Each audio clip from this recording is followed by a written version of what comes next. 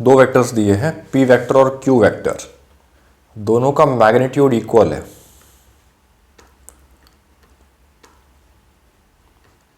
p vector का magnitude p, q vector का magnitude q, दोनों इक्वल है। मान लीजिए a है, दोनों का मैग्नीट्यूड a है, और क्वेश्चन में दिया है p vector plus q vector का magnitude is n times magnitude of p vector minus q vector.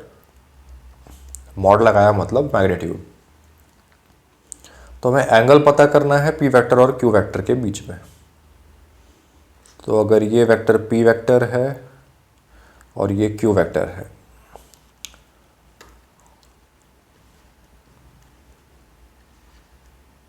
मान लीजिए इस तरह के वेक्टर सही है, तो मान लीजिए इनके बीच का एंगल है थीटा।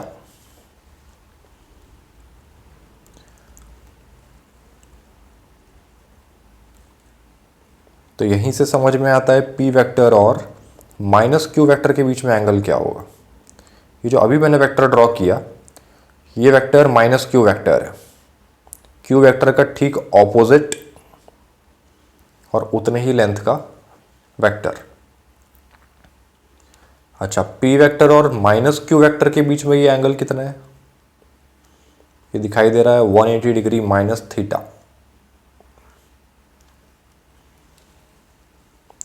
तो p vector plus q vector का मैग्नीट्यूड, ये तो थियरी सभी को पता होगा, a vector plus b vector का मैग्नीट्यूड होता है क्या?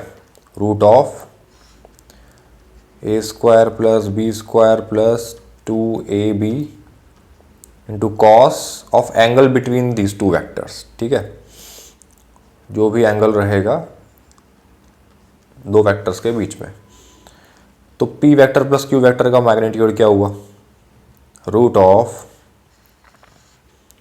p वेक्टर का मैग्नीट्यूड हमने कहा था a है, मान लीजिए। चलिए मैं एक बार लिख देता हूँ, समझ आ जाएगा।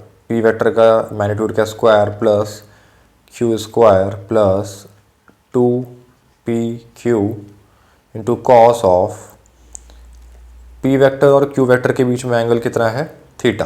तो cos of theta is equal to n times magnitude of p vector minus q vector. तो ये देखिए कितना आएगा। p vector minus q vector को आप ऐसे कंसिडर कीजिए, ये लिखा है p vector plus minus q vector. ये p वेक्टर और माइनस q वेक्टर का एडिशन है, तो ये a वेक्टर की तरह ट्रीट कीजिए, इसे b वेक्टर की तरह ट्रीट कीजिए। तो a vector plus b vector का मैग्नीट्यूड हुआ a वेक्टर का स्क्वायर, a के मैग्नीट्यूड का स्क्वायर, प्लस माइनस q का स्क्वायर, तो q स्क्वायर ही होगा, प्लस 2 इंटू, कैसा बोलिए, माइनस q वेक्टर का मैग्नीट्यूड तो q ही होगा। ठीक है, तो 2 into p into Q, magnitude minus Q नहीं लिखते, मैग्नीट्यूड तो मैग्नीट्यूड है, उसमें साइन नहीं आएगा, इंटू कॉस ऑफ। अब एंगल ध्यान दीजिए, एंगल हमें देखना है p वेक्टर और माइनस q वेक्टर के बीच का, तो वो एंगल तो 180 डिग्री माइनस थीटा है।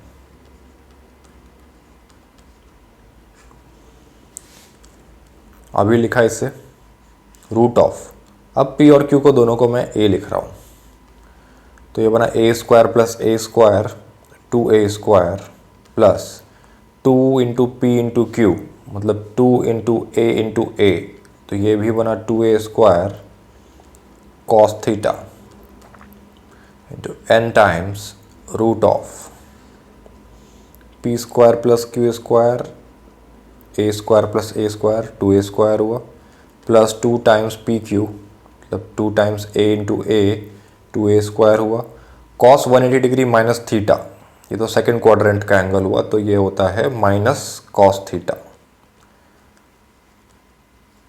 Cos 180 degree minus theta minus cos theta होता है।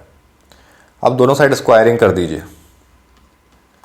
स्क्वायरिंग तो रूट हट जाएगा लेफ्ट हैंड साइड से, तो ये बचा 2a squared plus 2a squared cos theta is equal to right hand side में n का स्क्वायर तो n स्क्वायर हुआ इनटू बचे हुए टर्म का स्क्वायर, तो उसमें भी रूट हट जाएगा 2a square plus 2a square minus cos theta.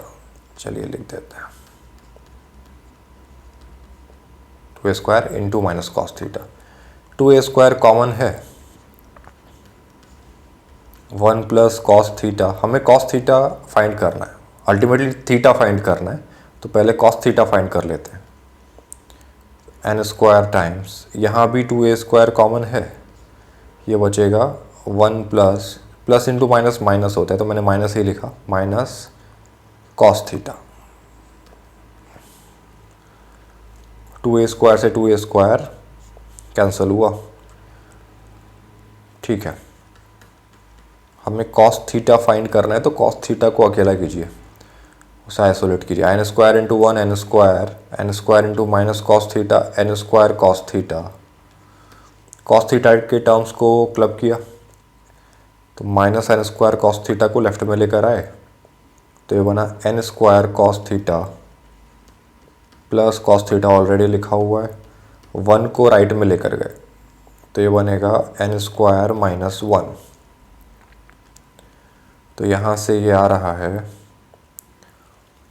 Cos theta common लिया तो बचा n square plus 1 equals to n square minus 1।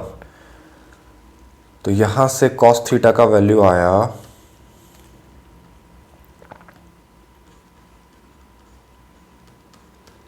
N squared minus 1 upon n squared plus 1।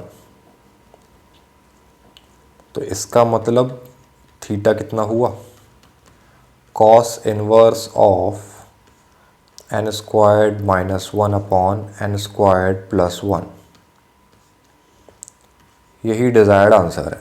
हमें थीटा फाइंड करना था angle between P vector and Q vector.